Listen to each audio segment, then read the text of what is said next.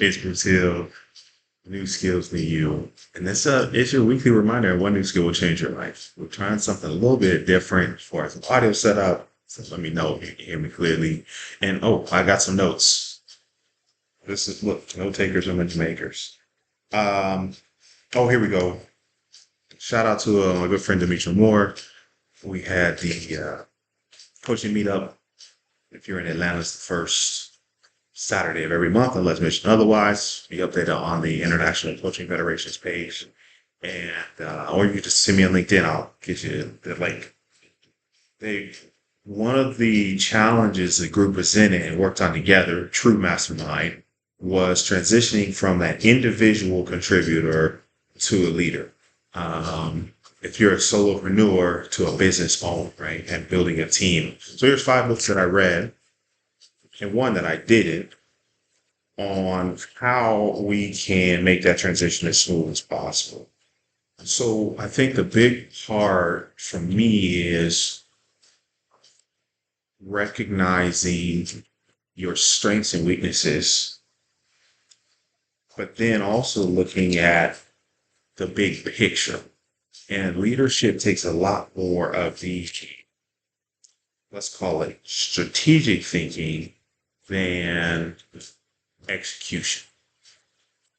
It's got to be both, but there's a shift that happens. And I think that's where a lot of solopreneurs, a lot of individual contributors get stuck, is they're so good at the execution, it gets stuck up here and it never gets documented.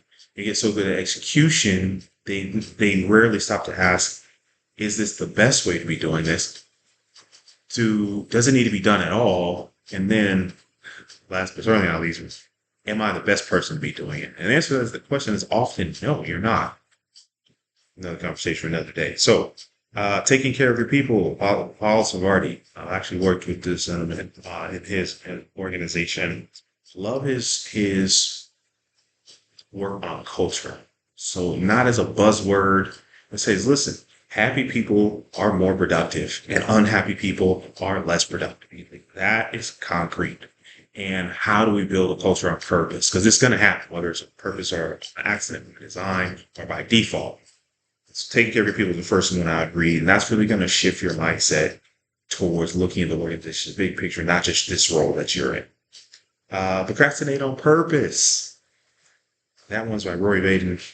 Another great book on systematizing your life. So before we zoom out to the organization, we'll start with you. Traction. I think that was Gino Wickman. This one, man, bring a pad and pen with you. I don't recommend this as an audiobook. Right? When you read this one, highlight, circle things, make notes in the margins. Treat it like a workbook. Don't treat it as entertainment. I need you to pay attention to me. E-Myth Revisited. That one you can listen to. This great concept on one of my favorite quotes. I'm going to misquote it. He said, if you can't leave your business for at least a year and it keeps running or even grows without you, you don't have a business, you have a job, and you work for the worst boss possible because he's an idiot. Oof. That one was for me. Who Not How, Benjamin Hardy and Dan Sullivan. I really love Dan. Dan Sullivan had a concept for the book, but in living out what the book teaches, he partnered with, I think it's Dr. Ben Hardy, make sure I get it right, on putting the book together. That's really talking about getting the right people in the right place for the right job. And this one, so that's 5 I recommend, and the one I haven't read, Buy Back Your Time. I believe it's by Dave Martell. Buy Back Your Time. So that's really where I want you all to start expanding your mindset, expanding your skill set. Say, hey, how do I stop being the only person in this business? Maybe you've tried to hire admin and it didn't really work out, right? Or you spend more time training them than you could have just done it yourself.